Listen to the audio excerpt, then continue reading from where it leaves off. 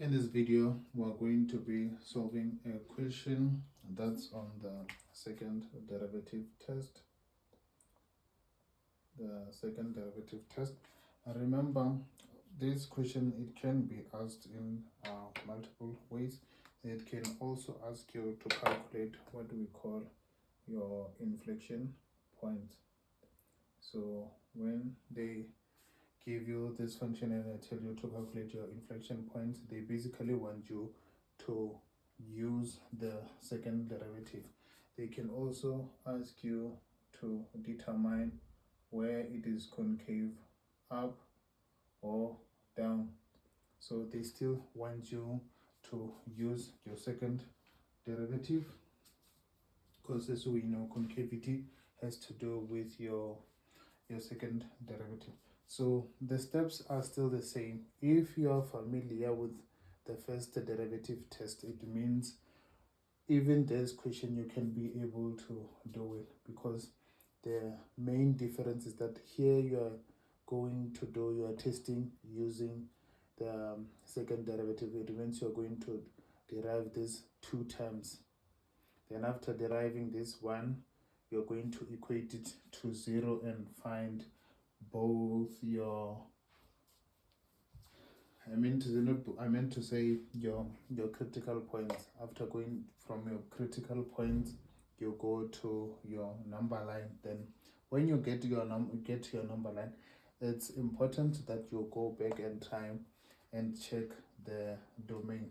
So which is why in these types of questions, always start by writing your domain on this side. So if I'm about to determine the domain for this function, the domain for this one would be that, okay, you definitely have to work it in parts, because you have 2x squared plus ln of x. So when you are looking for your domain in simplest terms, you are looking for that region that makes your function to break. So a perfect example is that, let's just assume you had your square root of x. So in order for this to break or be undefined, it will be when it can only be undefined if you have a negative answer inside, you see. So that's when it's going to break. So when you are having your ln of x, when does ln of x breaks? Ln of x breaks or becomes undefined when you have your ln of 0. That's why you would see that, like, they would normally write your ln of x should always be greater than 0. This it's normally the domain for your ln of x. But on your 2x side, because we said we're going to analyze this as 2, this one, if we were to write its domain, where is 2x squared breaking or undefined within a number line? So you can even choose numbers like in between -5 to your 5 and input them in here. Are they still giving you an outcome, whether it's negative or positive? As long as they're giving you an outcome, it means this part or function is definitely not breaking or it's not undefined. So for this one, you'll realize that all the numbers are working. X is the element of all real number line, but for this one, x should be greater than 0. So now you come to the second step. You've determined the domain for this one and you've determined the domain for this one. What you now have to work out is to work out the intersection or the region that satisfy both of these. So you'd look and say, okay, since this supports all numbers and this one supports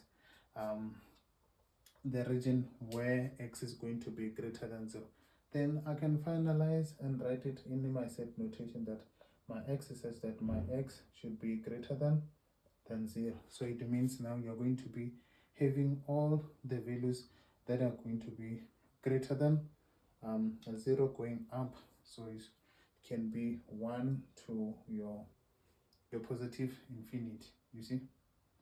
So that's one thing that you have to write, because we still have to come back to this one when we are going to the number line. So now we have to find the first derivative and the second derivative because we are doing a second derivative test.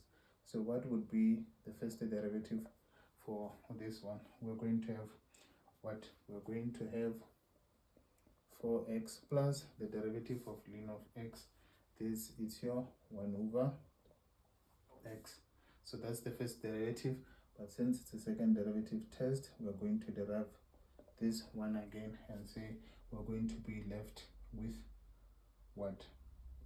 So this one, remember, you can write it also in this form that you have your 4x plus your x to the exponent minus 1. So it's just much easier if you're working with your simplified version. So now you know if I'm doing this one, I'm going to have my 4 plus what? It's not going to be plus because the minus is going to come down. You're going to have minus x to the exponent minus 2. You're going to get minus 1 and minus 1. Then you get your minus 2. Then this can be written in what form? You know you have your 4 minus 4 minus 1 over x squared. You see? So now you know you can say, okay, I have my x squared as my denominator. Then I'm going to be multiplying throughout. So x squared multiply, because remember this is seen as 4 over 1. So you will have 4x squared minus 1. So you're going to be getting something that's like that. That would be the final answer for your second derivative. So now from here we have to go to our critical points. So we're going to go to our critical points. We'll say we have our critical points, and critical points. No, sorry for that. These are not critical points, but what we call inflection points. Critical points are for first derivative, so sorry for that mistake. So we have what we call our inflection points. Because let's just say for an example in your multiple choice, they give you this function and ask you what are your inflection points. So with your inflection points, as I've also stated, I've written here, you're going to derive this 2 times, then look for your x values. So with this one, we're going to be considering the 2 parts. We have the bottom part, and we also have the top part. What do I mean by that? We have this part here, we're going to solve separately, and also this one, that side. So we're going to have this, that okay, this side we have our 4x squared minus 1 is equals to 0. Then this side we have our x squared is equals to 0. You see, this side is simply going to say your x will be equals to 0. Then this other side, okay, yeah, you're going to solve this one. You have your 2 bracket. Then we normally know that this part, if you look at like this is the difference of 2 squares. So it means you always have something like your x plus 1 and your x minus 1. But now since they've introduced the 4 this side, it means you can just come and say you have what? You have the 2 here and the 2 here. And that's mainly how you find the factors for that one. Remember this, it's equated to 0. Then here it's supposed to be plus 1. Then your final values are going to be how much? Here, if we put this to 0 and you solve for x, you will have your x being equals to minus 1 over 2 or your x would be equals to your 1 over 2. So now we go and check our domain. Where is our domain? It's our domain that we have written. We check our domain, that our domain only allows us to take x values that are greater than 0. Then this one, it's definitely passing because it's 0.5. Then this one, we're going to say it's not applicable. Then the minus 1 over 2, we're going to say also it's not applicable. So we're only left with one number, which is our half. Then we're going to go to our number line and write it that, okay, we have our half, or you can just call it your 0.5. And remember, we are testing on which one? We are testing on the second derivative. So it's important that you come and you write something like this, just to show that you are testing on your second derivative. So when you go to the number line, you're going to say, okay, I have my 0.5 in the middle. Then this side, you know, you have your 0, minus 1, and so on. So you're going to take any number on the left hand side of this and input it where? And you input it into the second derivative that you did. You see, the one that you have worked out, which is this one. You see.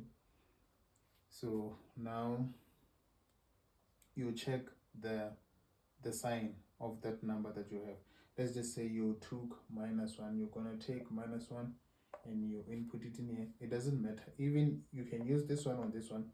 All of these are still your second derivative. It's just that this one was at least simplified so that I can be able to work out the inflection points by working out the top and the bottom.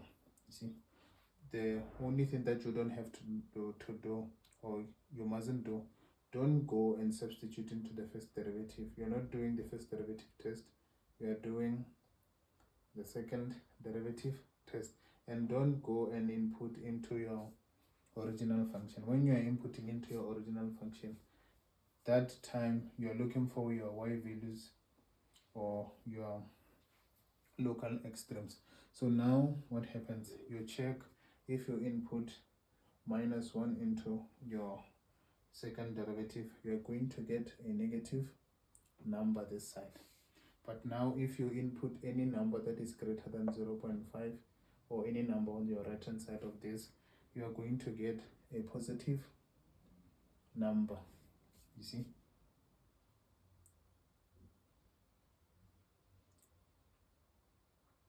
So you have a positive and a negative. Then how does that go? So how I like to do it, I do it like this. I do it like this. I do it like this. You have your negative, which goes like this. Then your positive is gonna go like that.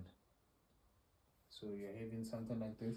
Remember, if I have my graph and I have something that looks like this, here this is where I have my maximum values, then this is here I have my minimum value. You see, now I'm working with something that looks like this or like this. This is concave down, then this is concave up. It means here I have my max, here I have my minimum. So you can conclude that exactly here, this is where you're going to be having that local minimum. Then you will conclude that F has a local minimum at